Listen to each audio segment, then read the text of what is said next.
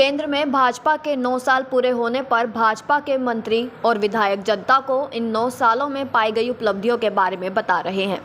वहीं अंबाला में भी आज शिक्षा मंत्री कंवर पाल गुर्जर ने एक प्रेस वार्ता की। इस दौरान उन्होंने 9 साल की उपलब्धियां बताई और किसानों को लेकर उन्होंने कहा कि कोई प्रदेश सूरजमुखी की फसल पर एमएसपी नहीं दे रहा, पर हरियाणा सरकार किसानों को काफ़ी फायदा दे रही है। वहीं इस बार स्कूली बच्चों का रिजल्ट अच्छा ना आने पर उन्होंने कहा कि इस बार नकल नहीं लगने दी गई। भाजपा जजपा गठबंधन को लेकर भी उन्होंने बयान दिया। वार्ता में बहुत बहुत स्वागत है। मेरे साथ हमारे बहुत ही विशिष्ट विधायक असीम गोयल जी। 9 साल और इन सालों में जिस प्रकार से देश ने प्रगति की वो एक बेमिसाल टाइम है। नहीं तो 2014 से पहले जो सरकार 10 साल रही तो सरकार का जो इम्प्रेशन है पूरी दुनिया में वो एक कमज़ोर सरकार का इम्प्रेशन है। चाहे आर्थिक दृष्टि से कमज़ोर लगा लो, चाहे प्रशासनिक दृष्टि से कमज़ोर लगा लो। और कमज़ोर करने में मैं समझता हूँ उनका अपना ही रोल है। अपना अहम दिखाने से ही उन्होंने कई बार तो सरकार को कमज़ोर करने का काम किया। कैबिनेट ने एक निर्णय लिया और पार्टी के एक वरिष्ठ नेता ने आगे उस कैबिनेट के निर्णय को फाड़ दिया सबके सामने। तो इसका फाड़ने का मतलब ये नहीं है कि केवल एक आदमी के ऊपर इसका इंप्रेशन जाएगा। आजकल कोई भी घटना होती है तो पूरी दुनिया में उसका मैसेज आता है कि पूरी दुनिया उसकी तरफ देखती है। तो वो सरकार देखती है कि दूसरे देश की सरकारें देखती हैं कि यहाँ प्रधानमंत्री या उसकी कैबिनेट की कोई वैल्यू नहीं, कोई भी एक ऐसा आदमी जो उसकी कैबिनेट का व्यक्ति भी नहीं है, और उसने आया और उस निर्णय को फाड़ दिया। तो इस प्रकार के निर्णय ऐसे रहे कि जहाँ सरकार जो है वो कमज़ोर साबित हुई। वहीं दूसरी ओर नरेंद्र मोदी जी की सरकार जो है उसने नए आयाम स्थापित किए और आज नरेंद्र मोदी जी की बात को पूरी दुनिया बहुत ही गंभीरता के साथ लेती है और जो भी बात वो कहते हैं कि सारी दुनिया उस पर विचार करती है। जैसे भी आपने देखा भी है कि अमेरिका के राष्ट्रपति भी ये कह रहे हैं कि भी मैं आपके ऑटोग्राफ लेना चाहता हूँ, और ऑस्ट्रेलिया के प्रधानमंत्री भी कह रहे हैं कि आप बॉस हैं।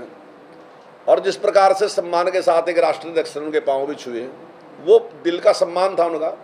तो यानी कि दुनिया आज भारत को जो महत्व दे रही वो एक अपने आप में बेमिसाल है। दूसरी बात, आर्थिक स्थिति की भी अगर हम लगाएं तो जो पूर्व प्रधानमंत्री थे राजीव गांधी जी, उन्होंने एक बार कहा था कि भाई हमें यहाँ से 1 रुपया भेजते हैं और जिसको भेजना है उसके पास तो 15 ही पैसे पहुँचते हैं, 85 पैसे बीच में ही लापता हो जाते हैं। लेकिन जब आदरणीय मोदी जी की सरकार बनी तो उन्होंने 48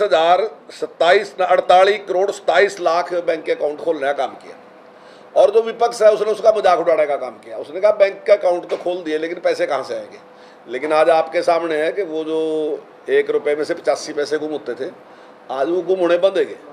आज हर व्यक्ति को सीधे सीधे वो पैसा मिल रहा और उसके पैसे में कोई भी किसी प्रकार की भी हेराफेरी आज नहीं है।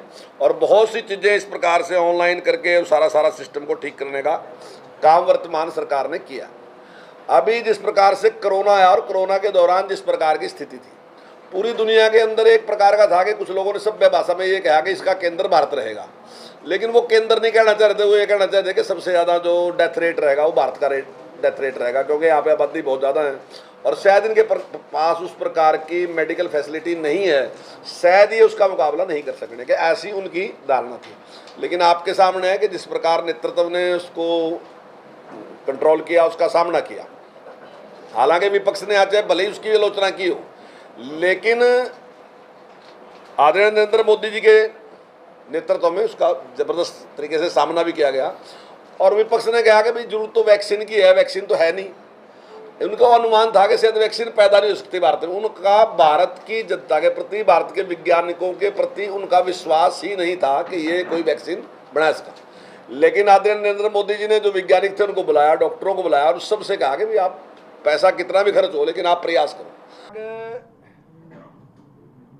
जो 134 थी तो 134 हमने बंद कर दी, आरटीआई हमने शुरू कर दी। उसका फायदा ये है कि उसमें 25% बच्चे एडमिशन ले सकते हैं और उसका दूसरा लाभ यह है कि उसमें जितना भी खर्च होगा उसमें 60% केंद्र सरकार देती है।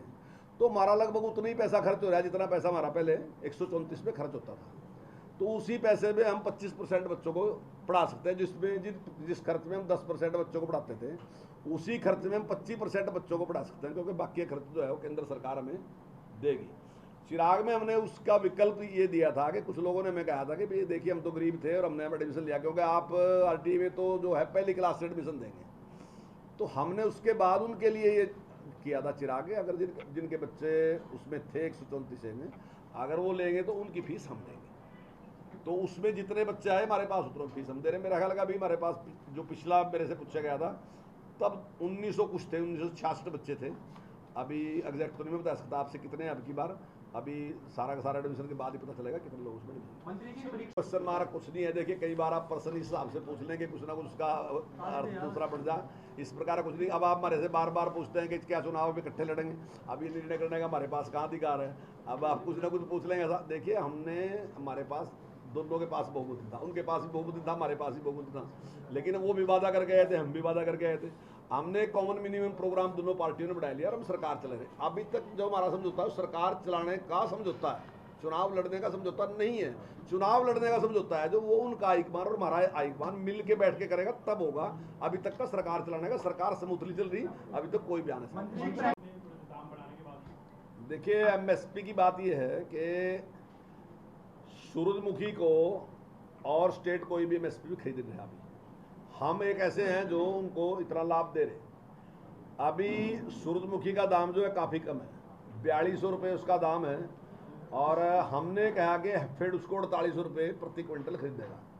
हम 4800 रुपये भी खरीद रहे और उसके साथ साथ हम प्रत्येक किसान को प्रति एक क्विंटल पे 1000 रुपये उसको राशि भावांतर भरपाई की लगा लो या मुआवजे की लगा लो, कुछ भी उसका दाम दे दो, वो हम दे रहे।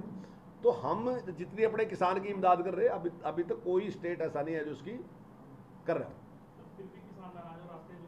नहीं देखिए ये कुछ लोग ऐसे हैं तो नाराज ही रहते हैं परमानेंट, चाहे आप कुछ भी कर दो वो नाराज ही रहते हैं। रास्ता रोकना मैं समझता हूँ कोई सही बात नहीं है, बिल्कुल गलत बात है। जिस प्रकार से नेशनल हाईवे को रोका गया, अगर कोई भी डिमांड है तो निश्चित तौर से सरकार के सामने प्रदर्शन करना, अपनी बात करना, वो तो जायज़ है।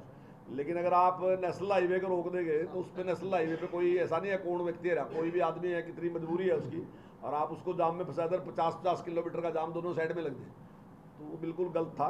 इसलिए उसको शाहबाज से जेडीपी के विधायक हैं, उन्होंने अपना जो इस्तीफा शुगरफेड के चेयरमैन से वो डिप्टी सीएम को सौंप दिया, आप क्या सही समझते हैं? नहीं देखिए वो तो उनका निर्णय है, वो क्या निर्णय लेते हैं तो वो स्वतंत्र है। दिया है सर किसानों के समर्थन में। हाँ नहीं वो तो देखिए उनका निर्णय है, वो हर आदमी की अपनी कॉन्स्टिट्यूंसी का भी सम्मत होता है, सारी बात की बात होती है।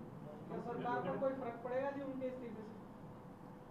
नहीं उन्हें कोई इस प्रकार की कोई बात नहीं कही, ठीक है वो किसानों के समर्थन में जो उसके इलाके की बात है वो कही उन्होंने। बाकी एक तो देखिए अब की बार नकल पे बहुत सख्त रोक रही, आपने भी देखा कि नकल कहीं भी नजर नहीं आई है।